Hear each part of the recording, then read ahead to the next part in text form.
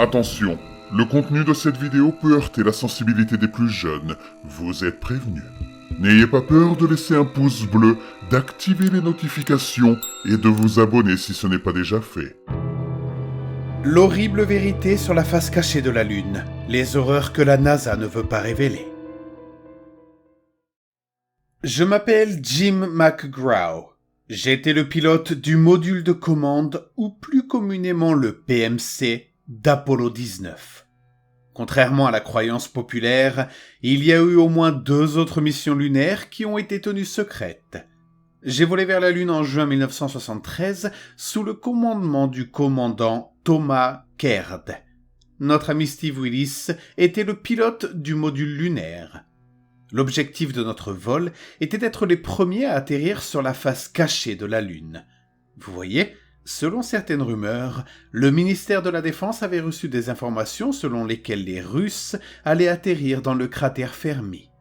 Alors nous avons décidé de les devancer en atterrissant dans le cratère Tsiolkovsky, juste à l'est de Fermi. En tant que PMC, j'ai maintenant une tâche ennuyeuse mais cruciale dans le cadre de la mission. Mon objectif est de rester en orbite autour de la Lune pendant que Tom et Steve explorent la surface. Chaque fois que je reviendrai du côté visible de la Lune, je ferai rapport à la Terre sur leur progrès, car nous serons hors de portée visuelle directe du centre de contrôle de la mission lorsque nous serons de l'autre côté. Apollo 19 a décollé de Cap Canaveral le 16 juin 1973 et a effectué son injection transorbitale après avoir orbité 2 fois autour de la Terre. 4 jours plus tard, le 20, nous sommes entrés en orbite lunaire. Tom et Steve ont traversé le tunnel qui reliait le module de commande et le module lunaire. Ils ont scellé les 2 compartiments et se sont séparés. Après avoir vérifié le module lunaire à travers la fenêtre triangulaire du module de commande, ils ont commencé leur descente. La procédure s'est déroulée sans encombre, exactement comme nous l'avions prévu dans des simulations. J'ai regardé avec impatience le module lunaire descendre lentement vers la surface lunaire. Bientôt, mes amis ont disparu de ma vue. Alors qu'ils descendaient silencieusement vers la Lune, j'entendais l'excitation dans leur voix. Plus ils se rapprochaient, plus ils semblaient tendus. Finalement, j'ai entendu à la radio un grand « voum ». « Atterrissage !» a crié Tom. « Arrêt des moteurs !» annonça calmement Steve. Pendant un bref instant, tout fut silencieux. Puis lorsqu'ils réalisèrent ce qu'ils venaient d'accomplir, j'entendis mes 2 amis éclater de rire. Ils avaient réussi à se poser sur la Lune. En moins d'1 heure, ils avaient terminé leur liste de contrôle EVA et j'ai donné à Tom le feu vert pour la première sortie dans l'espace de notre mission. Nous n'avons pas perdu de temps pour ouvrir la trappe. Alors que Tom s'approchait de la surface en descendant l'échelle, il restait silencieux. Il atteignit bientôt le pied du module lunaire et posa le pied sur la Lune. Toujours aucun son, pas de phrase poétique, rien. J'attendais son rapport avec impatience. Honnêtement, n'importe quoi aurait été bon à entendre, n'importe quoi. Finalement, Tom a prononcé mon nom. « Jim, tu me reçois ? » ?»« Oui, Tom, qu'y a-t-il ? » ?»« Je suis descendu. » dit-il sans trop y croire lui-même. Les yeux écarquillés, je regardais la dernière partie de Tsiolkovsky disparaître à l'horizon. Je ris et applaudis. « Bravo, Tom. Comment est le temps là-bas ?» Il rit un peu. « Ciel dégagé, pas de nuages, soleil brillant partout. » En moins de 10 minutes, je repassais de l'autre côté, hors de portée de communication avec Steve et Tom. D'après les dernières nouvelles, Steve descendait l'échelle et allait partir en exploration avec Tom dans le rover lunaire. Après avoir planté le drapeau, bien sûr. En quelques instants, j'avais rétabli la communication avec le centre de contrôle de Houston et rendu compte de l'avancement de notre mission jusqu'à présent. À la radio, j'entendis les applaudissements tonitruants des 50 hommes qui surveillaient notre vol. Gus, le Capcom désigné pour notre mission, me félicita. « N'oubliez pas de nous dire ce qu'ils trouvent lors de votre prochain tour, » me dit Gus. « C'est à peu près tout ce que je peux faire ici, soupirai-je. Quelques secondes plus tard, je passais de la nuit du côté proche à la lumière du jour du côté lointain. « Qu'est-ce qui se passe, les gars ?» demandai-je avec impatience. Il n'y eut que le silence pendant quelques instants, puis Steve dit quelque chose. « Jim ? » ?»« Oui, Steve. »« Nous avons trouvé quelque chose. »« Eh bien, qu'est-ce que c'est ?» Il y eut une pause. « Nous sommes tombés sur Apollo 18. » Apollo 18, qui aurait fait une rentrée atmosphérique en février dans le cratère Tycho, sur la face visible de la Lune, causant la mort du commandant et du pilote lunaire. Le commandant a tenté de revenir sur Terre, mais le bouclier thermique s'est détaché lors de la rentrée atmosphérique. Si le module lunaire s'était écrasé de l'autre côté, que faisait-il ici, à Tsiolkovsky ? Vous êtes sûr que c'est le 18 ? Tout à fait sûr. Nous sommes entrés à l'intérieur pour examiner. À l'intérieur ? M'écriai-je. Vous voulez dire qu'il ne s'est pas écrasé, qu'il est tombé intact ? Il est en parfait état, mais les deux pilotes ont disparu. Les traces de leur rover mènent quelque part au fond du cratère. Je pense que nous allons les suivre. Dit Tom. Il m'a fallu un certain temps pour digérer cette bombe. Lorsque mon vaisseau est revenu sur la face visible, je ne savais pas comment expliquer cette découverte à Houston. « Quelles sont les nouvelles de Tom et Steve ?» demanda Gus. Après avoir réfléchi à ce que j'allais répondre, je décidai finalement d'être honnête. Ils ont trouvé Apollo 18. Un silence s'ensuivit. Quelques instants plus tard, il reprit la parole. « Tu es sérieux ? » Oh, allez, Gus, ne te moque pas de moi. Tu devais être au courant. Comment diable quelque chose qui est censé s'être écrasé à Tycho peut-il se trouver de l'autre côté de la Lune ? Nouvelle pause, puis... C'est probablement juste un satellite défectueux, Jim, ce qui s'est écrasé. Un de ces premiers modèles de Canaveral. Je l'interrompis. Ne me sors pas une excuse bidon du ministère de la Défense. C'était un module lunaire.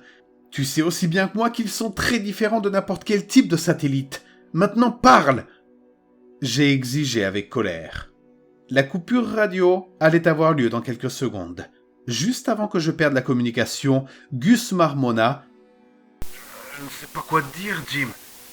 La lumière du jour inonda la capsule, alors que je dérivais vers la face cachée. « Tom, Steve, quelle est votre situation ?» dis-je dans le micro, visiblement irrité. « Écoute !» répondit simplement Tom. « Quoi ?» « Il a raison, Jim !» intervint Steve. « Écoute la radio !» Décidant de jouer le jeu, j'ai arrêté de parler et j'ai collé mon oreille contre le haut-parleur circulaire du panneau de commande. C'est là que je l'ai entendu pour la première fois. Il n'y avait pas de parasite, mais un murmure presque inaudible, accompagné d'un mélange de sons, allant de cliquetis à des craquements en passant par des claquements. Le murmure de ce mélange de sons était indéchiffrable. « Mais qu'est-ce que c'est que ce bruit horrible ?» ai-je demandé, tremblant de peur. « Nous ne sommes pas sûrs, mais cela a commencé 20 minutes après que tu aies perdu le contact avec nous. » a expliqué Tom. Il ne s'était rien passé d'autre pendant que j'étais du côté proche. 10 minutes après avoir remarqué le bruit, Steve a dit « Les traces du rover semblent se diriger vers ce cratère là-bas. » À mesure qu'il s'approchait du bord du cratère, le bruit augmentait considérablement en volume, devenant presque strident. Je me suis bouché les oreilles et j'ai serré les dents. « Que se passe-t-il » ai-je crié. Le bruit a fini par s'atténuer. « C'est comme si plus on s'approchait de ce petit cratère, plus le bruit devenait fort. » a déclaré Tom. « Mais d'où vient-il ? Il n'y a pas de son dans le vide, donc ça doit être sur la fréquence. » Il n'avait pas de réponse à me donner. Je suis rapidement revenu sur la face visible. Lorsque Gus m'a demandé des nouvelles, j'ai décidé de ne pas lui parler des bruits. Je lui ai dit que Tom et Steve suivaient les traces des astronautes précédents, et c'est tout. Au bout de 40 minutes, j'étais de retour sur la face cachée. Mais cette fois-ci, quelque chose avait changé. Tsiolkovsky était noir. Tous les autres cratères étaient baignés par la lumière aveuglante du soleil. Mais pour une raison quelconque, cet immense cratère était noir de jets, plus sombre que le ciel nocturne. Il était censé être midi à la surface. « Ça a commencé dès que tu as fait demi-tour vers la face visible. » expliqua Tom. « Nous avons navigué avec les lumières de nos casques. Nous avons dû abandonner la recherche des 18 membres d'équipage. Le bruit, quant à lui, était toujours là. Je baissai les yeux vers le cratère inquiétant de la nuit. Il ressemblait à un gouffre menant jusqu'aux profondeurs de l'enfer. Je m'efforçais de distinguer la petite lueur dans l'obscurité, qui serait celle de mes amis, mais je ne voyais rien. C'était comme si l'obscurité elle-même avait englouti la lumière. Je ne pouvais en détacher mon regard jusqu'à ce qu'elle disparaisse à l'horizon. « Quelle est ta situation, 19 ?» demanda Gus.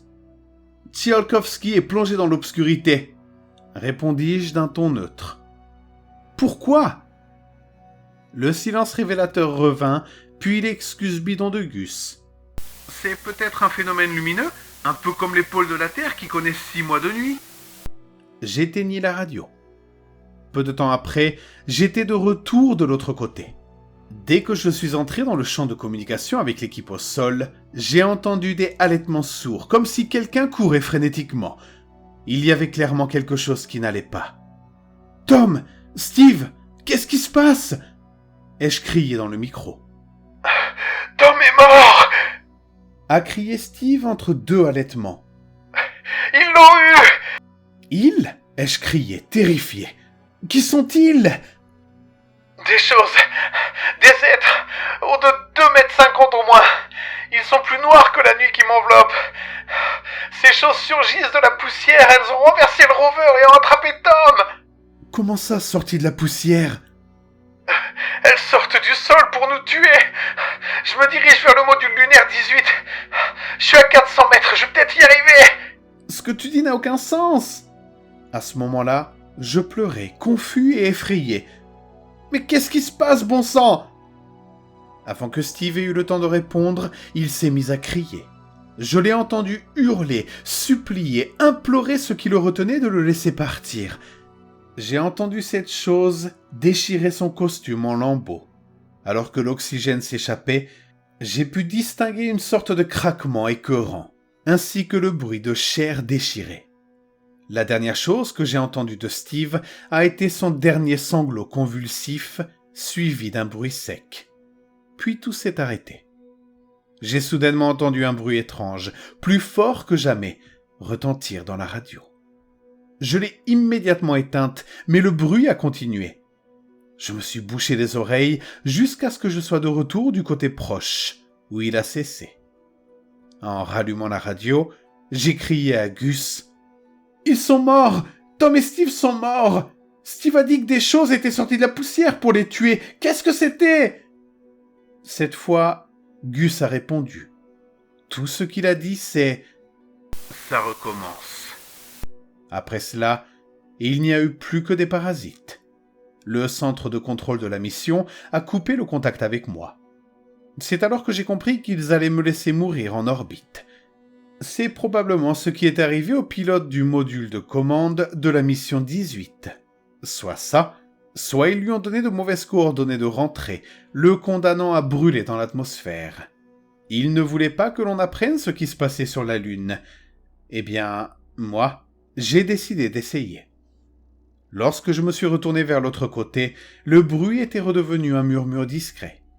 Bientôt, j'ai atteint le moment optimal pour effectuer une mise à feu afin de renvoyer le vaisseau sur Terre. J'ai allumé la fusée et rien ne s'est passé. J'ai commencé à rire hystériquement. J'en suis venu à la conclusion que, anticipant cette situation et ne voulant pas risquer que nous divulguions ce qui s'était passé, la NASA nous avait fourni une quantité insuffisante de carburant pour rentrer chez nous. Il n'y avait aucun espoir que je puisse retourner sur Terre. Cela s'est produit il y a 2 jours. Depuis, je suis resté ici à réfléchir à ce que je devais faire. Pendant ce temps, la voix a continué de me parler. Je n'aime pas ça. Les mots ont plus de sens maintenant. Ils me disent des choses mauvaises. Je ne sais pas ce qui est pire, les parasites du côté proche ou les chuchotements du côté lointain. Plutôt que de prolonger cette torture, j'ai décidé d'ouvrir la trappe sans ma combinaison dès que j'aurai fini d'enregistrer ce message. J'espère qu'un jour quelqu'un le trouvera. Avant de le faire, j'aimerais toutefois lancer un dernier avertissement à la Terre. Ne retournez pas à Tsiolkovsky. En fait, ne retournez pas sur la face cachée de la Lune. Tout ce que vous y trouverez, c'est la mort. Ici Jim McGraw, pilote du module de commande d'Apollo 19, qui vous dit au revoir pour la dernière fois.